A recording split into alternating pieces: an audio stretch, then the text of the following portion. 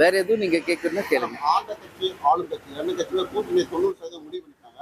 வழக்கமான திட்டா இன்னும் கூட்டணிக்கான எதிர்பார்ப்போட மக்கள் எதிர்பார்த்திருக்காங்க. ஏன் தாமதம் அப்படின்னு? தாமதம்லாம் ஒண்ணுமே இல்லைங்க. எலெக்ஷன் டேட் அறிவிச்சிட்டாங்களா? யார் யார் எந்த தொகுதி அறிவிச்சிட்டாங்களா? வேட்பாளர் அறிவிச்சிட்டாங்களா? நிறைய டைம் இருக்கு. ப்ரெஸ் பீப்புள் நீங்க தான் ரொம்ப ஈகரா இருக்கீங்க. பட் நிறைய டைம் இருக்கு.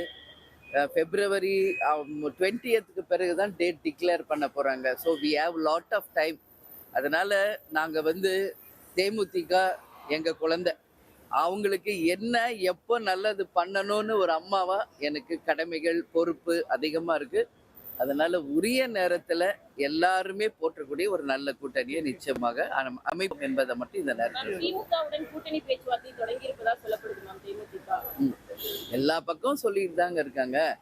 நான் என்ன சொல்றேன், மீடியா டெய்லி ஒரு நியூஸ் போட்டுக்கிட்டு இருக்கீங்க, டெய்லி ஒன்று சொல்றீங்க. அதுக்கு எல்லாமே நான் பதில் சொல்ல முடியாது. நான் தெளிவா பல முறை சொல்லியிருக்கேன். உரிய நேரத்தில் நல்ல ஒரு முடிவெடுத்து நிச்சயமாக அறிவிப்போம். அதுதான் உண்மை. கட்சியின் பொருளாளர் திமுக முக்கிய பிரமுகர் ஒருத்தர் சந்திச்சு பேசினதா ஒரு தகவல்.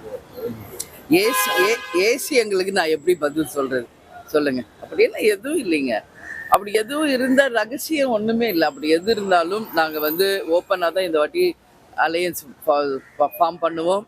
நான் ஏற்கனவே தலைமை அலுவலகத்துக்கு உங்ககிட்ட நிறைய வாட்டி சொல்லியிருக்கேன். அப்படி ஏதாவது கன்ஃபார்ம் பண்ணால் முதல்ல அழைச்சி நாங்கள் அறிவிக்க போகிறது ப்ரெஸ் பீப்புள் ஆகிய உங்களுக்கு தான். ஏன்னா நீங்கள் தான் ரொம்ப ரொம்ப எல்லா இடத்துலையும் அதை பற்றி நைட் அண்ட் டே கேட்குறீங்க. ஸோ என்னோட கடமையை அதை நான் நினைக்கிறேன். ஒன்ஸ் கன்ஃபார்ம் ஆயிட்டா உறுதியா உங்களை அழைச்சி தலைமை அலுவலகத்தை தேமுதிக இடம்பெறல அப்படின்னு நம்ம எடுத்துக்கலாமா மேம்? ஏன்னா பொதுக்கூட்டத்துல கூட்டணி கட்சிகள்லாம் நேற்று கலந்துக்கிட்டாங்க. இல்ல அதுவும் ஃபைனலைஸ் ஆகல. அது ஃபைனலைஸ் ஆகல இன்னும்.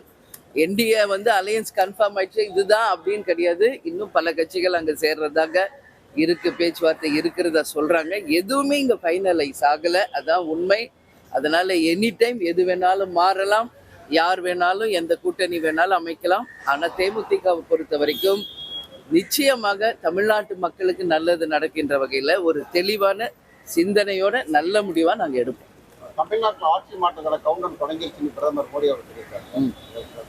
எப்படி இருந்தாலும் ஆட்சி நிச்சயமாக எலெக்ஷனுக்கு அப்புறம் ஒரு ஆட்சி வரதான் போகுது. அது நல்ல ஆட்சியாக மக்களுக்கு நல்லது நடக்கணும். அட்லீஸ்ட் இந்த 2026 அப்படிங்கிறத எங்களோட கோரிக்கையும்.